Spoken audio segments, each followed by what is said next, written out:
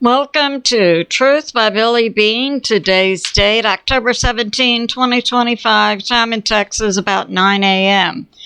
Some of my sources I'll use today: God in the Bible Patriot subscribers, Steve Quayle's aggregate site, CORELOOP, Pastor Paul Begley and Mike from around the world, Judge Napolitano, Larry Johnson, Scott Ritter, Hal Turner, Dr. Michael Salla's recent interview with Gene DECODE. Some of the things we'll cover: storm in the Caribbean. What would you do with your warships there? Would you wait for the storm to come, or would you go ahead and strike? We'll see. And Atlas. Now JPL has detected evidence that there could be life on Atlas. And at that recent generals meeting at the Pentagon, arrests were made, we understand, plus. And John Bolton indicted. It's about time we see some of the forces in the past who've engaged in illegal acts finally facing the music. And President Trump and President Putin had a 2.5-hour phone call yesterday. What were they talking about? So let's get started. I'm going to begin with space. What's going on with CMEs and Atlas. So space weather reports. Yesterday we said, and yesterday and the day before, we had 3 CMEs, small CMEs, coming in with plus a solar wind, believed to impact the Earth and produce a G1 to G3, possibly a 4, and cause auroras down into about the mid-U.S. That outlook has been changed now by NASA, who said now it's likely the CMEs are going to miss Earth. They've revised today's geomagnetic storm from a G2 to a G1. So that's going on. And we have this from the National Hurricane Center. So we have out in the Atlantic, we have a disturbed system. 10% chance of development in 48 hours, 10% in 7 days, but also turning east. What is of concern, as I put out yesterday, that we had not the National Hurricane Center, but independent meteorologists talking about a disturbed area coming into the Caribbean. Now, the National Hurricane Center has verified this. So we have Cuba. So we have this area that's projected to come into the Caribbean next week. Currently, it's in this about 1,000 miles from the Caribbean. So 10% chance development in 48 hours, 30% in 7 days. It's moving west at 15 to 20 miles per hour, but it is predicted to move into the Caribbean Sea by next week and to strengthen. So we know we've seen the U.S. military setting up 10 warships plus other ships, tens of thousands of troops, with the likely scenario that the U.S. military would invade Venezuela. So what would you do? Would you wait for this storm to come in next week? I mean, it's still far out. Or would you proceed with your military objectives? We know we have 2 islands, Trinidad and Tobago. We had 10,000 troops moved here in the past 48 hours. We have airborne station now on Tobago. So we'll see. But I submit this incoming tropical storm could weigh heavily in for the U.S. military to take action sooner rather than later. Now we have this about Atlas, and we're getting now what appears to be more accurate information. Globally, most people do not believe that Atlas is a comet or a natural space rock. And we have Mike from around the world also bringing this information out, that yes, we have NASA JPL tracking Atlas. They're also tracking a new object, interstellar object, coming in from deep space that's likely to impact the Earth before Apophis. And we know Apophis is a space object with some predictors saying Apophis would hit the Earth. This is to happen in 2029. So Mike from around the world's information is this new interstellar object would likely impact the Earth before Apophis. He also puts this forth, that the data used by NASA JPL and other space agencies around the Earth for Apophis is likely flawed, in that the ways in which the data was collected and shared and so forth is not accurate. So Mike from around the world puts this out. This 2029 date we can take with a big question mark. We can take note that some type of new interstellar object could be impacting the Earth before Apophis. But the big news is we had JPL, the European Space Agency, and other agencies who have analyzed molecules coming off of Atlas as indicating organic life. In other words, what they're detecting chemically is consistent with organic life. It's also being put out that Atlas is rhythmically pulsating data. It has a pulse every 84 minutes. So that's going on.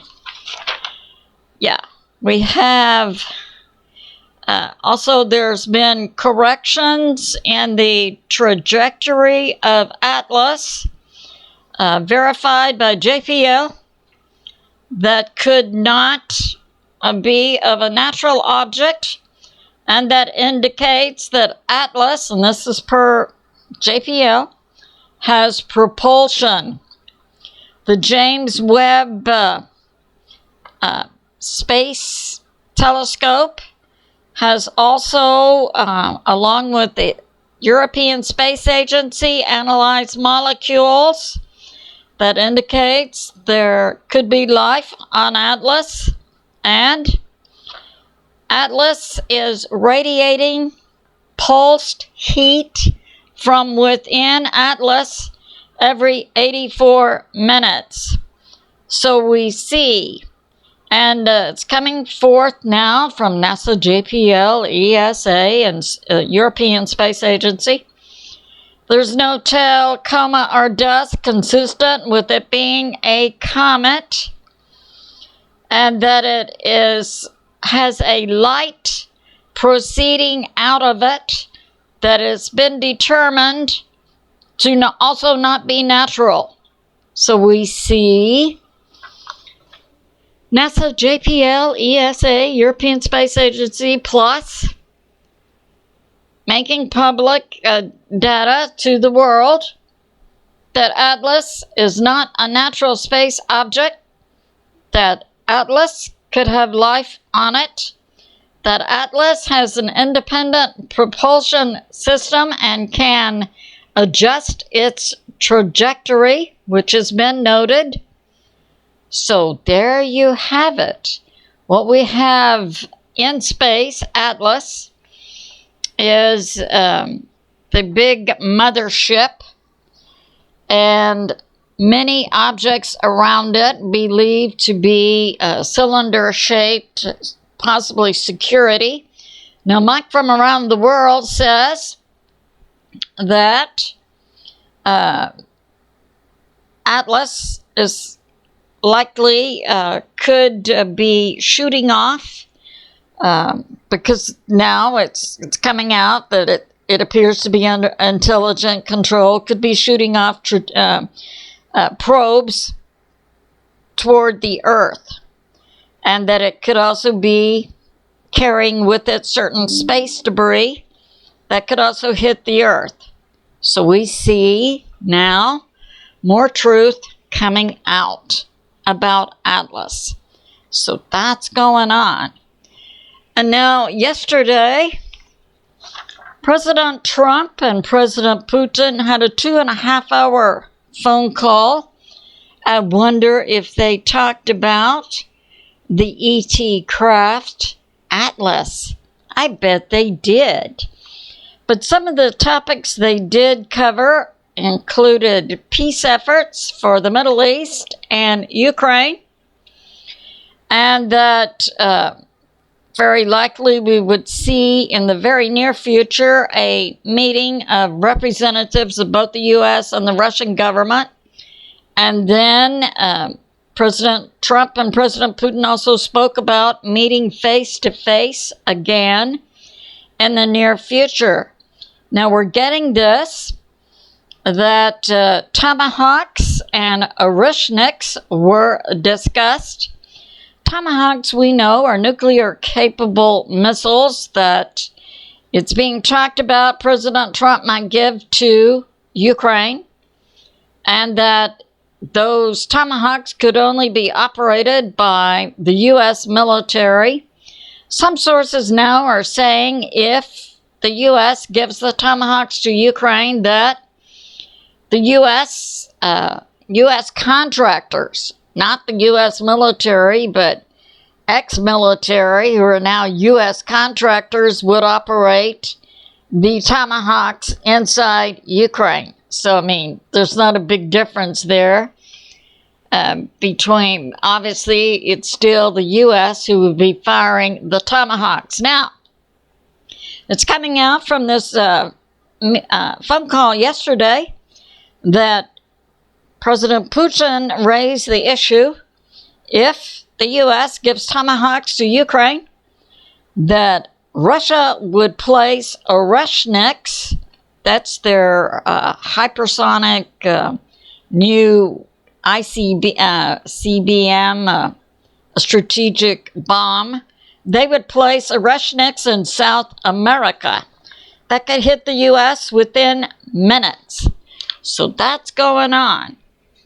Now, Geopolitics this morning interviewed Larry Johnson, former CIA, and Scott Ritter.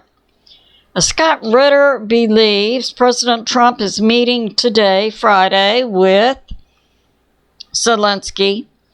Scott Ritter believes President Trump will tell Zelensky that the U.S. is not going to supply tomahawks to Ukraine. So we'll see. And we have this, Sean Duffy, President Trump's Secretary of Transportation, is going to withhold $40 million from California because California will not enforce requiring commercial truck drivers to be able to speak the English language. Now, we recall there was a illegal who had a commercial driver's license from California who was involved in a Florida accident that killed 3 people and injured many others. And he had the accident because he could not speak nor read English, and so couldn't read the signs on the freeway. So way to go, President Trump. Withhold money. Now we have this coming out. John Bolton, I believe he served for a time in President Trump's first term as a geopolitical advisor. And John Bolton, I believe, has been on cable TV as, you know, a consultant on various shows. He's now being indicted for espionage by the DOJ, and he received 18 federal counts. Now, Pinball brought this out. It isn't the DOJ who's bringing these indictments against John Bolton, but rather a grand jury made up of American citizens who were presented evidence by the DOJ, and then the grand jury of American citizens says, yes, it appears, based on the evidence, that he's engaged in espionage. This includes the sharing of classified documents, classified information, and also poses a national defense security issue for the U.S. because it's believed he also shared with foreign nations national defense information that was confidential. So John Bolton indicted. We have this. Dr. Makasila interviewed Gene DECODE, and some interesting information came out. We know that President Trump, that generals meeting we saw recently at the Pentagon, the first time in American history, we had about 800 generals, admirals, and other commanders. It's now coming out that up to 200 were arrested. We don't know the charges yet. Many went to Gitmo, plus other U.S. military prisons. So that happened. The rest that were left, so we had 200 arrested. We had an unknown number who have resigned. So we don't have a total number yet of how many are left, but the generals and admirals and commanders who were left after this purging process had to all take polygraphs, and they all had to renew their oath to the Constitution of the United States of America. And it's coming out that in Washington, D.C., there are currently 500 JAG officers, that's U.S. military attorneys, believed to be pre-positioned should U.S. military tribunals begin. We have this information. The U.S. military continues to clean out underground bases. It's believed where we have Nephilim and we have trafficked individuals and drugs and experiments going on underground in the U.S., and that the U.S. military continues to clean out Dulce. Next on their list will be the Five Fingers area. That's 5 lakes said to look like 5 fingers in New York, the state of New York. And that China Lake underground facility is basically cleaned out. So we have a lot on our plate, don't we? We have Atlas with that ET shaping up information. We have a potential for the U.S. military to actively be engaged in a hot kinetic invasion of Venezuela.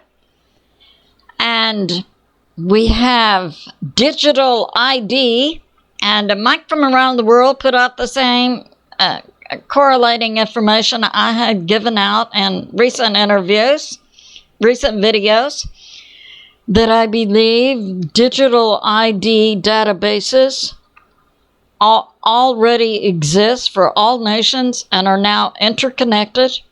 And one item I used to support that is yesterday, or October 12, I believe, the European Union began not stamping passports, but rather using face and fingerprint biometrics to identify individuals. They could do that because the digital ID databases already exist. They've been interconnected globally, I believe, and what we see going on in Europe would support that. And that now governments are in this big rush to bring their populations up to date. Oh yeah, we want to collect it, rather than telling the people, yeah, we've been doing this for years and putting all this information together. You have like a big file on you, and we know everything about you, including your genealogy, who you're related to, where they live, and so on. Yeah. Okay, this is our modern world. And I'm not dismissing the importance of a digital ID.